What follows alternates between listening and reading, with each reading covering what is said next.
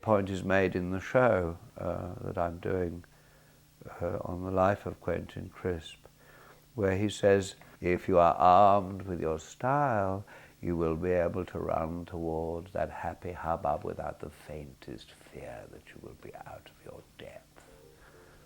And he goes on. It's a wonderful piece.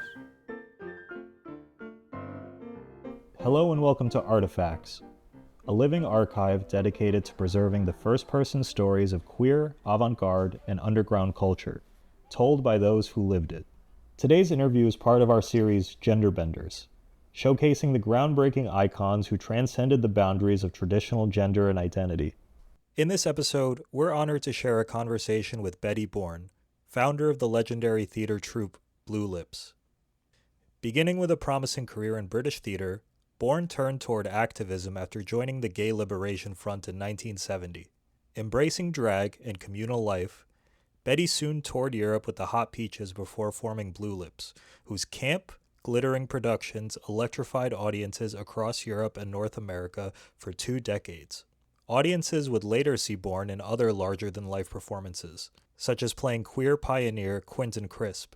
Recorded late in Bette's life, this interview offers a candid and deeply personal look into the journey of an artist who turned the stage into a platform for liberation. My mother took us, she had 4 children, and she went to the movies once a week, and our treat was once a month. So we went to see a movie with Mum on the Friday night, once a month, and that was our big treat.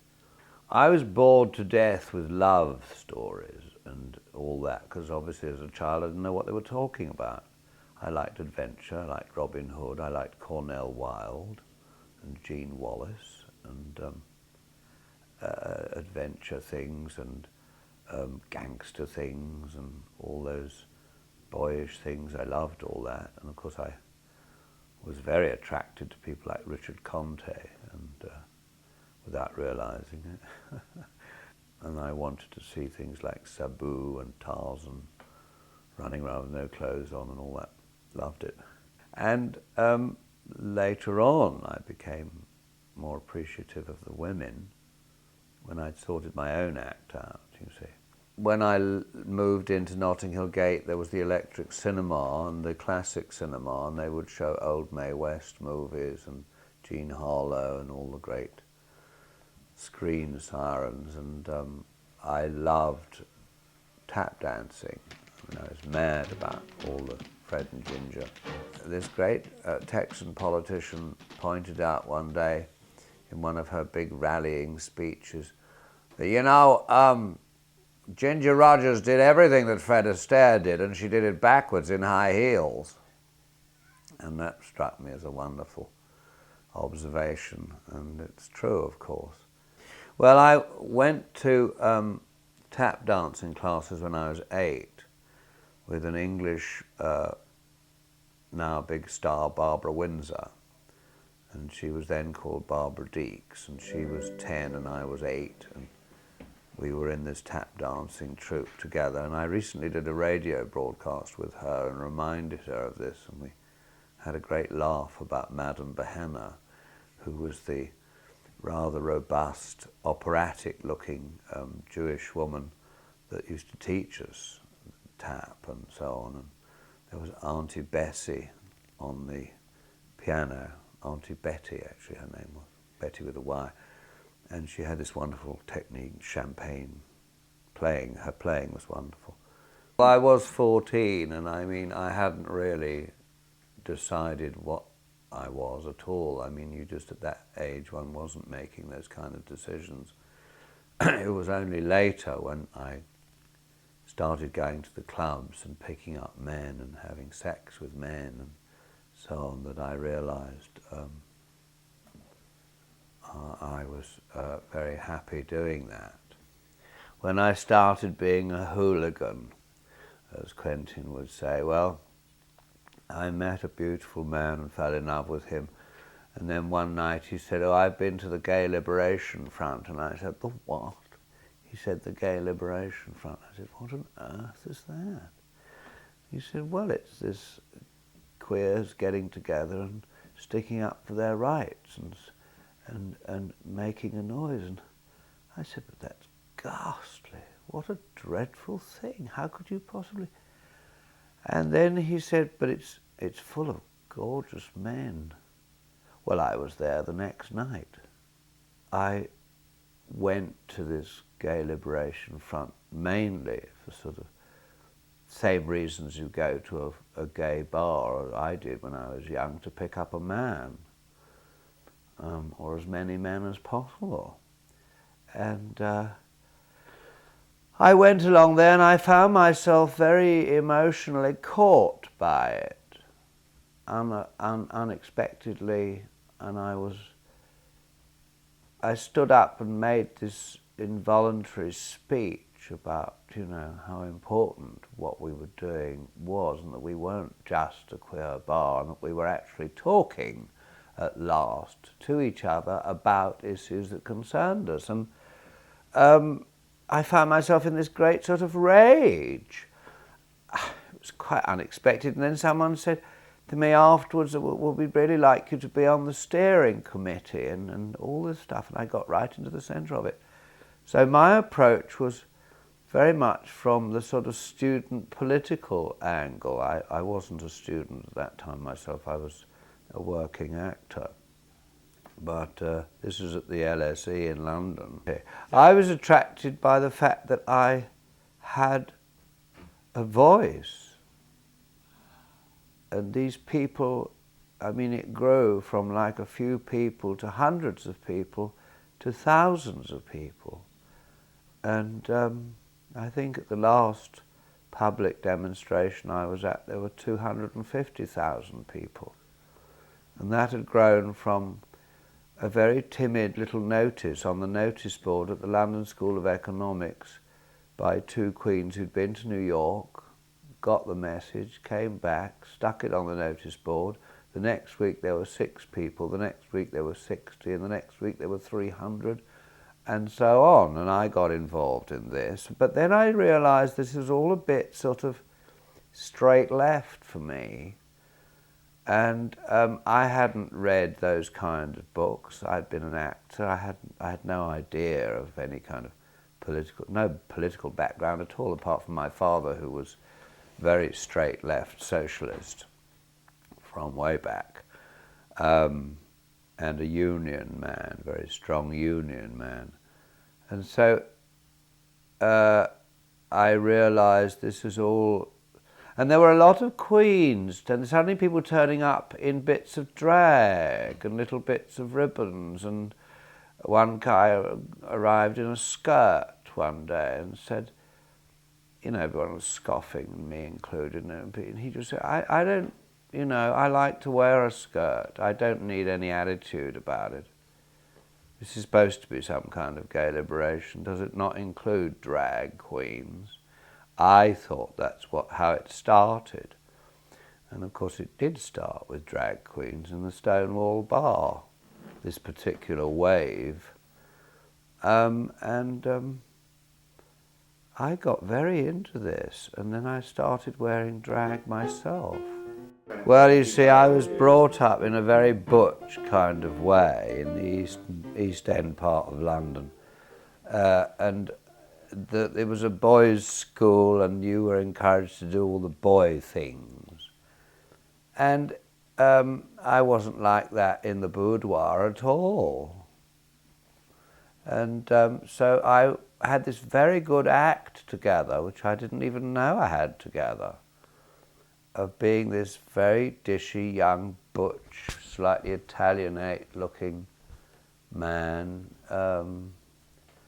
and working that to death and using that, and then suddenly realizing that this wasn't really my game at all. I was very much more to do with the ladylike things of this world, like nail polish and lipstick and all those things, and I wanted to know what it felt like to be on the street in heels and a dress and so on. And I found out very quickly. Femininity is something that's sort of perceived in you. When I say it was a great relief to get into the frock and start discovering that side of myself that was very relaxed. It was very relieved, a great feeling of relief. It was very scary in the streets especially, and confronting all my old friends, some of whom cut me off and crossed the street and didn't want to speak to me anymore. They'd had an idea about me which was so, they were so affronted when that idea was developed, and to that idea of me was added a whole feminine side, like a sort of opening out and a display. That was the last thing that people wanted. Some people stuck by me, some people had a pause in their relationship with me. Yeah. Some people who I'd known for many years would just couldn't handle it anymore, couldn't bear it, couldn't take it. So you're left, as Quentin says, with the people who will put up with the disgrace.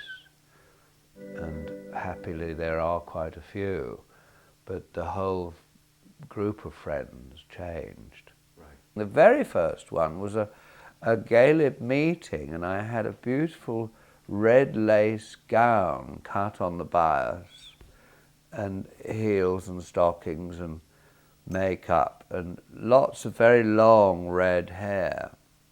So my hair was down here then, like most of us. And I went to the meeting, and I remember speaking and saying, well, there was a pause, and I said, well, the queens and the women are not getting much said here. It seems to be the men. And I feel like I have a voice. It's not an educated voice, but and I was sort of smoking a cigarette in a holder. And I had this beautiful Victorian black cape, the black and the red, and yeah, it just stopped the show. Everybody looked. They didn't know who I was at all. Because up until then, I'd had the Che Guevara beard and the boots and the jeans and the Afghan coat and the full sort of butch hippie number. And overnight, or over 1 week, this had totally changed, and there I was,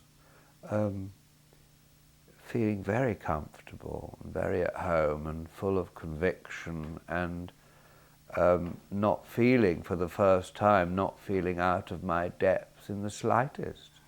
I began to be called Betty, because it alliterates with Bourne. I began to be called Bette Bourne, and I liked it enormously. It was great. It was funny in some way, lightly funny, and it was accurate. It felt right. It was a gentler me. It also had the strength, and it allowed me to be something I hadn't been allowed to be before.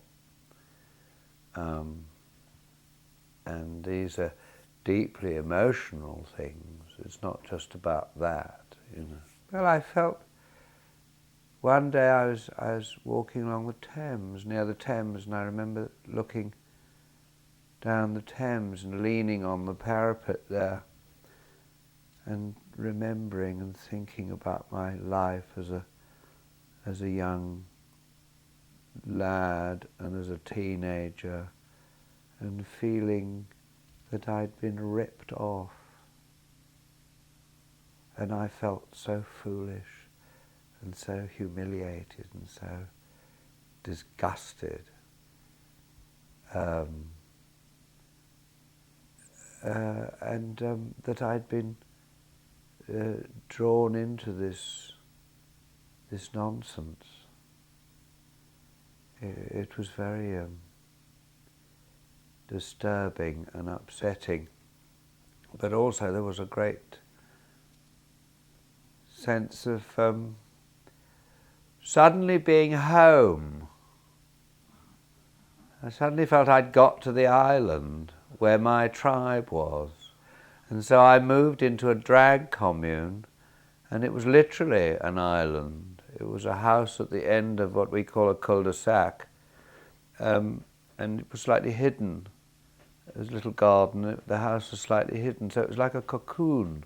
It was like an island, and I lived there with 12 drag queens, and we had a wonderful time. It's been connected to myself. It wasn't about being with them. That was very nice and very complicated as well. And one of the things that emerged was that we were sexually attracted to one another, which was a new one on me. I didn't think I could ever fancy a man in a dress. And baby, that changed. That was a very sexy house we were living in. And couples were taboo in that house, for very good reason. They formed power bases which were not to do with the well-being of the group, and also jealousies erupted and stuff like that, whereas we would try and talk each thing through and unravel the knots in the wool, because it was all a new one for us all. Well, of course, you learn that later on. I mean, we were very idealistic and thought you could just march through with your ideals and that it would all be much neater and tidier than life. As Mr. Dostoevsky points out in the Great Crime and Punishment, life is a terrible mess. And that's one of his great achievements, is that he gives you the feeling as you read the book that it's so lifelike because it's so messy. And of course we thought, with our ideals and so on, our striving to do something new with ourselves, and it was, one had the energy because you had all that reserve of repression. I mean, we didn't know this at the time, obviously, but you had this vast euphoric energy to try new things. But drag was much more a thing in London in the pubs and the music halls and the pantomime at the end of the year, and Christmas pantomimes, which are like a story with songs and a star usually and a big chorus, and then the dame would be a famous comedian dressed up as a woman, but very obviously pushing his heterosexuality, and something I grew to find quite repulsive. Really, this grotesque idea of what a woman was. As Quentin says, a man's idea of a woman in all cases, and especially today, you look in any Vogue magazine and so on, it's all a man's idea, maybe a queer man's idea, but still a man's idea of what a woman is. I mean, I often say to people, just go out one day looking very queer and see, you might get some idea then. Because people talk about all this nonsense about liberation and aren't things so much better now, and you know, young people have got somewhere to go and all this complete rubbish. But one says, yes, we'll try it in the street in the middle of the day, see how you get on. Try, for instance, being arrested. I've been arrested several times over the years for doing my thing, and you learn something about the police then. You've been arrested for what? I mean, you don't want to talk about it, but complaining about the state of things, broadly speaking, going on demonstrations, sitting down in pubs and refusing to move because we'd been refused service because we were in drag, and umpteen things like that. Street parades, and they always drum up some tired little offence, and then they get you back to the police station and thoroughly humiliate you and all that sort of stuff. That's why I don't do things like television police series. my agent goes mad and says, this is his wonderful part, and so-and-so has done it, this other drag queen has done it. And I say, yes, but he's never been arrested. Once you get arrested, then you find out what's really going down, my dear, and it isn't very pleasant. So that's kind of sort of glamorizing of the police is just revolting nonsense. So you have always had a very political sense of what you're doing, and it comes partially through politics. Quentin has a very different attitude about politics. I'm sort of with him in many ways now about politics. I do think politics is a complete waste of time. But I think, well, what exactly do you mean by politics? Some people see me going down the street in lipstick as a political act. If it is, then to that extent, I suppose Quentin and I and other queens that are visible in the streets are political.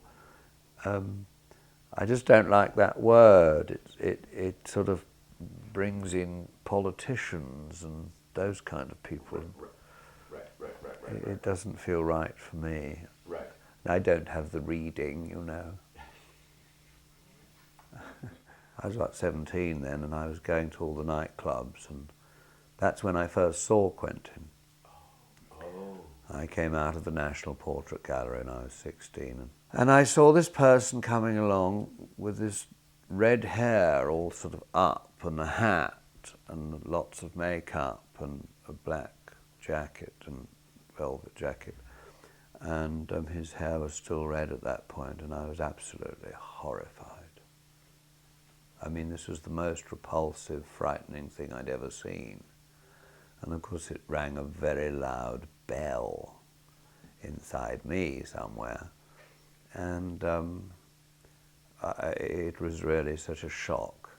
And he was walked past fairly quickly. Obviously he wanted to get to his destination without being harassed. And that was the first time I saw him, and I went home and just thought this was the most horrible thing.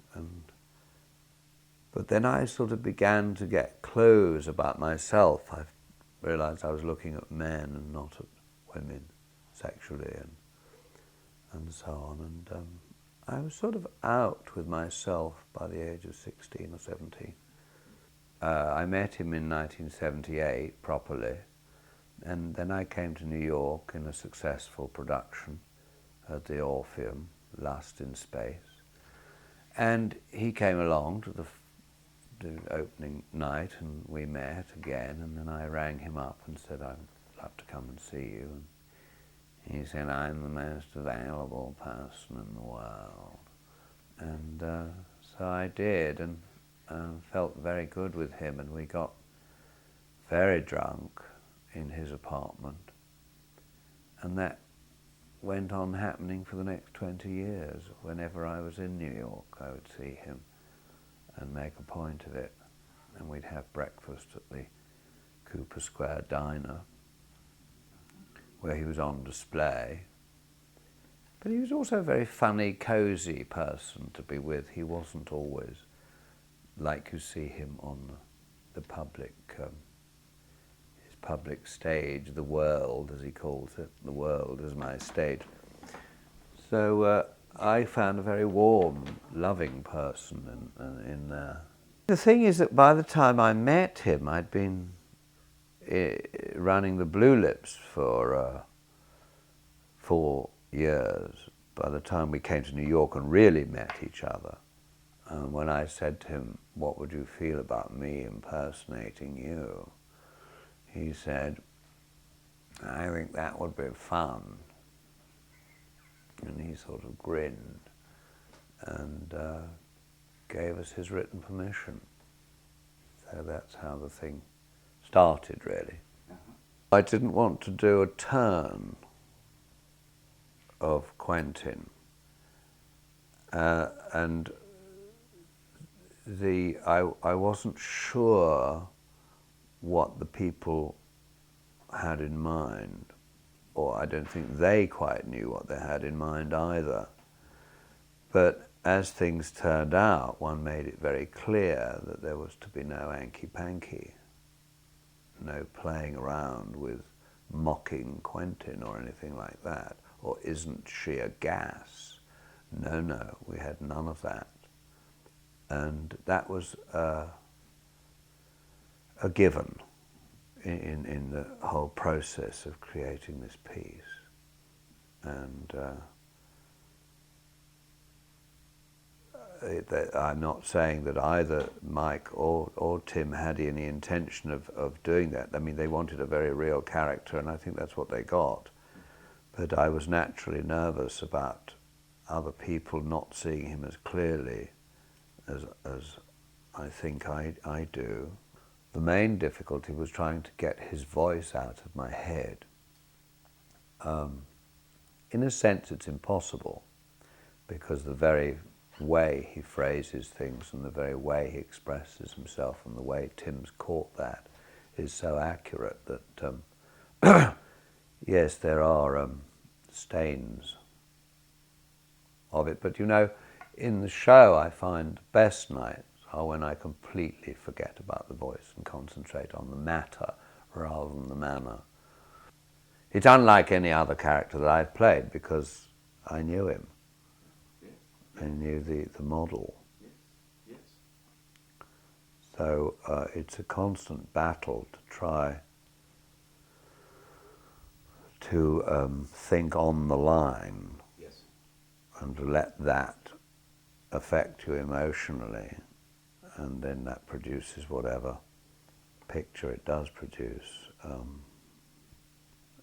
And then it can be three dimensions, otherwise it's only two. You've just got this sort of manner.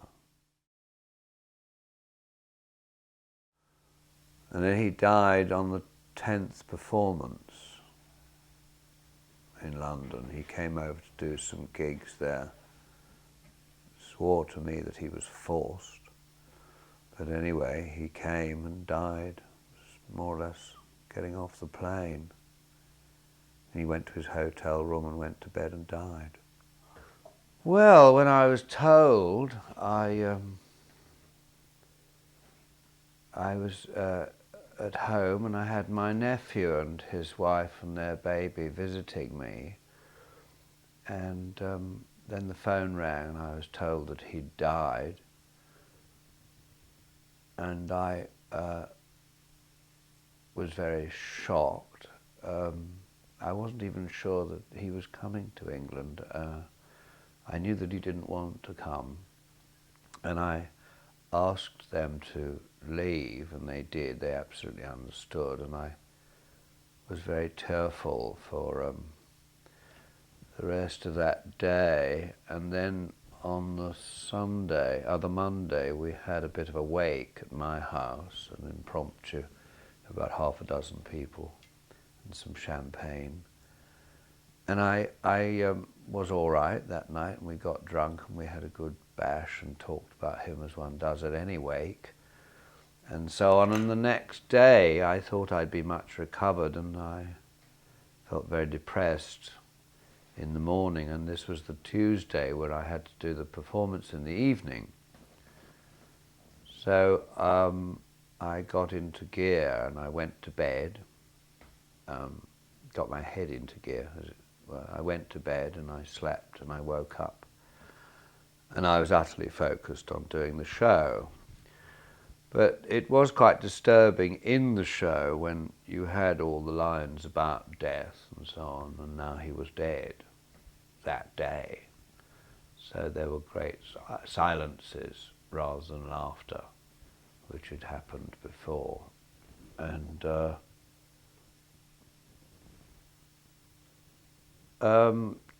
gradually, the more time goes on, you can't follow the impulse to ring him up. It's not there.